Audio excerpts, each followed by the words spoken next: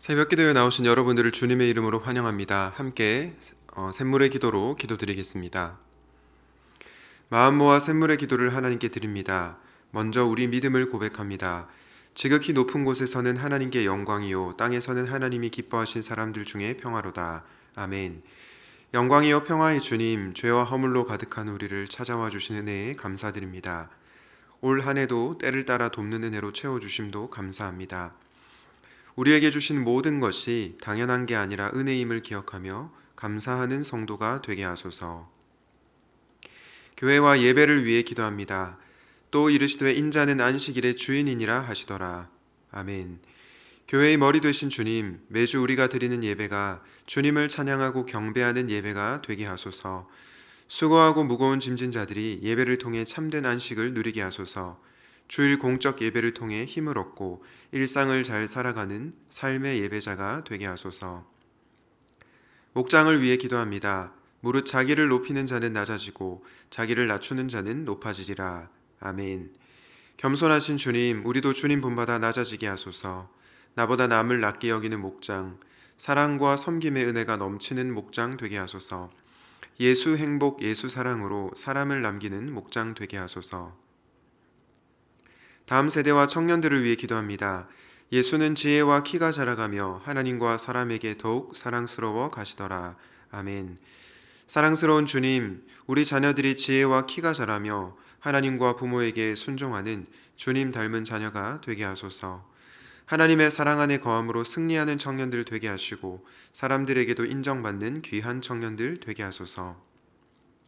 선교와 섬김을 위해 기도합니다. 내 생각에는 이 세 사람 중에 누가 강도 만난 자의 이웃이 되겠느냐. 이르되 자비를 베푼 자니이다. 예수께서 이르시되 가서 너도 이와 같이 하라 하시니라. 아멘. 이웃을 사랑하라 말씀하신 주님, 내 이웃이 누구인지를 묻기보다 이웃이 되어주는 성도가 되게 하소서. 열방을 향해 낮은 곳을 향해 나아가는 샘물 성도가 되게 하시고 이를 통해 주님 홀로 영광 받으소서. 환우들을 위해 기도합니다. 그러므로 내가 주께 나아가기도 감당하지 못할 줄을 알았나이다. 말씀만 하사 내 하인을 낫게 하소서. 아멘. 치유와 회복의 주님, 우리에게도 백부장의 믿음을 주소서. 믿음으로 기도할 때 육신의 질병과 정서적 아픔으로 고통받는 자들이 회복되게 하소서. 쉬지 않는 기도를 통해 밤낮으로 기도를 들으시는 주님을 만나게 하소서. 오늘 하루의 삶에도 주님의 뜻이 이루어지기를 간구하옵고 존귀하신 예수님의 이름으로 기도합니다. 아멘. 오늘 하나님께서 우리에게 주시는 말씀은 데살로니가 후서 2장 13절에서 17절 말씀입니다. 주께서 사랑하시는 형제들아, 우리가 항상 너희에 관하여 마땅히 하나님께 감사할 것은 하나님이 처음부터 너희를 택하사 성령의 거룩하게 하심과 진리를 믿음으로 구원을 받게 하심이니, 이를 위하여 우리의 복음으로 너희를 부르사 우리 주 예수 그리스도의 영광을 얻게 하려 하심이니라. 그러므로 형제들아, 굳건하게 서서 말로나 우리의 편지로 가르침을 받은 전통을 지키라. 우리 주 예수 그리스도와 우리를 사랑하시고 영원한 위로와 좋은 소망을 은혜로 주신 하나님 우리 아버지께서 너희 마음을 위로하시고 모든 선한 일과 말에 굳건하게 하시기를 원하노라. 아멘. 오늘의 말씀은 마음이 흔들릴 때입니다. 여러분 요즘 평안하신지요? 흔들림 없이 신앙생활을 잘 하시는 분들도 계시겠지만 또 마음이 흔들리는 그런 성도님들도 계실 거라는 생각이 듭니다. 특별히 삶의 질곡 앞에서 삶의 어려움과 또 박해 가운데서 마음이 흔들리는 그런 분들도 있을 줄로 압니다.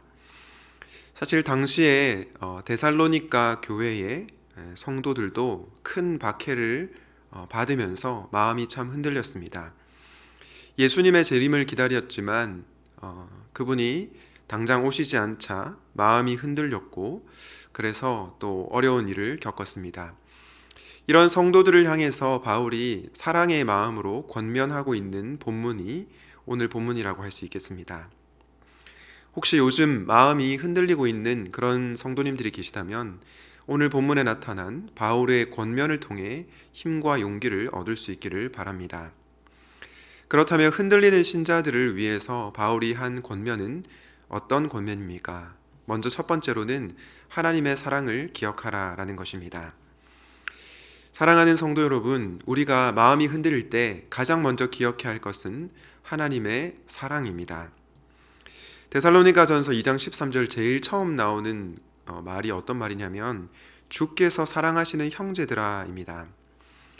바울은 불안해하고 흔들리는 데살로니가 성도들을 향해서 그들이 먼저 하나님의 사랑을 받고 있다, 주님의 사랑을 받고 있다라는 것을 강조하고 있죠.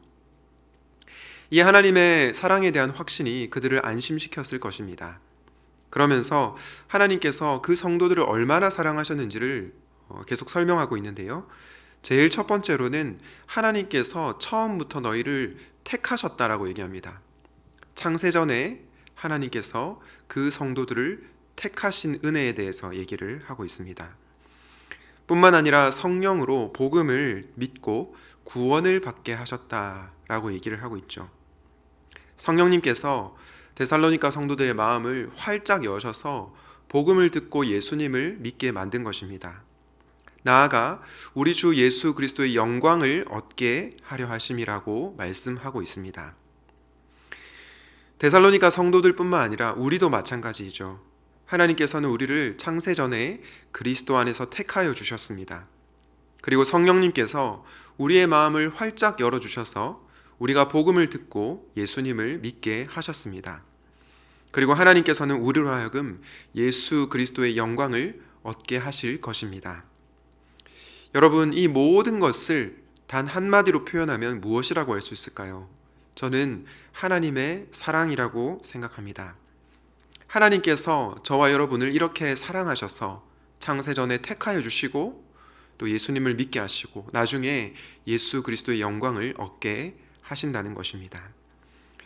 우리가 이 사랑을 기억할 때 마음이 흔들려도 다시 한번 우리의 신앙을 붙잡을 수 있지 않을까요?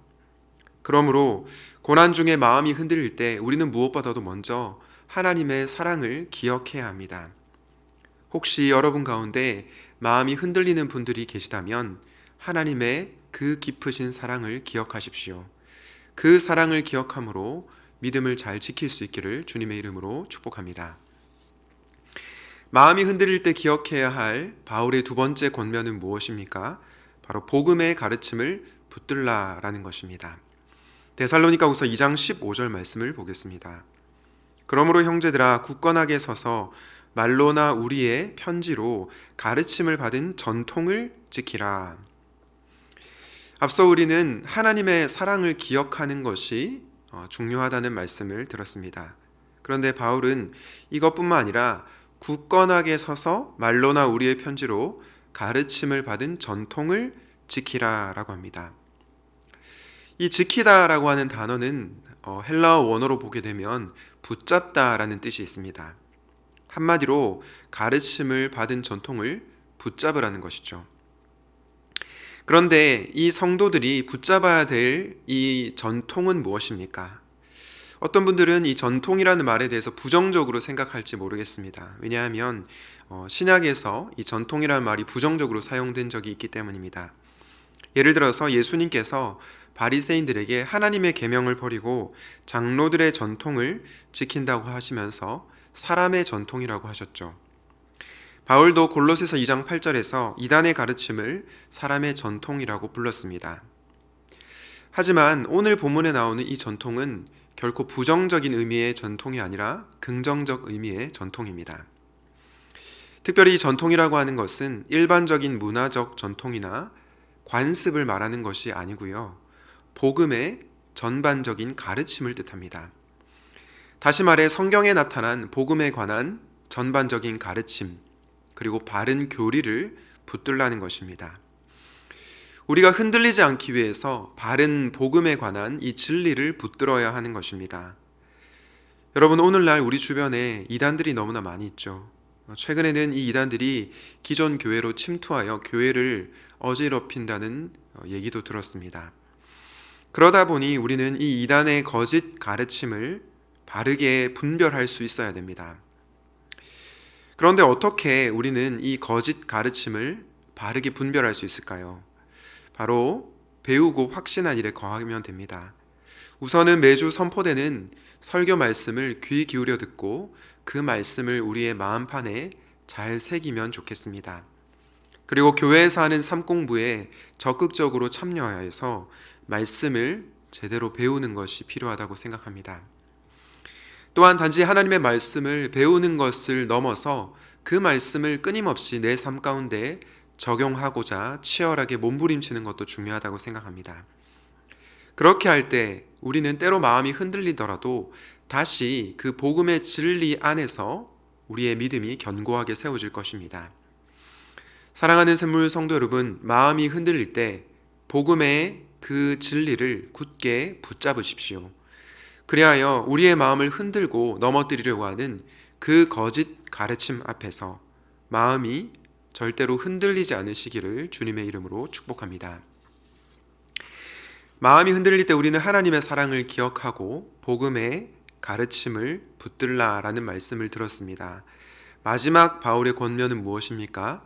굳건함을 위해 기도하라라는 것입니다. 데살로니가 후서 2장 16절 17절 말씀을 다시 한번 보겠습니다. 우리 주 예수 그리스도와 우리를 사랑하시고 영원한 위로와 좋은 소망을 은혜로 주신 하나님 우리 아버지께서 너희 마음을 위로하시고 모든 선한 일과 말에 굳건하게 하시기를 원하노라.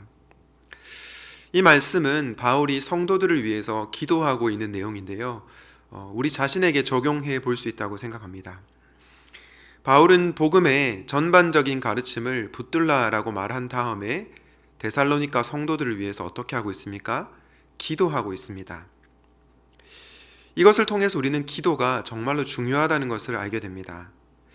여러분, 하나님께서는 흔들리는 우리를 붙잡으시고 우리에게 완전한 구원을 선물해 주실 것입니다. 이 구원의 약속을 우리가 모르지 않죠. 그런데 왜 우리가 이것을 알고 있음에도 불구하고 기도해야 될까요? 그 이유는 하나님께서 약속하신 것을 이루기 위해 저와 여러분의 기도를 사용하시기 때문입니다.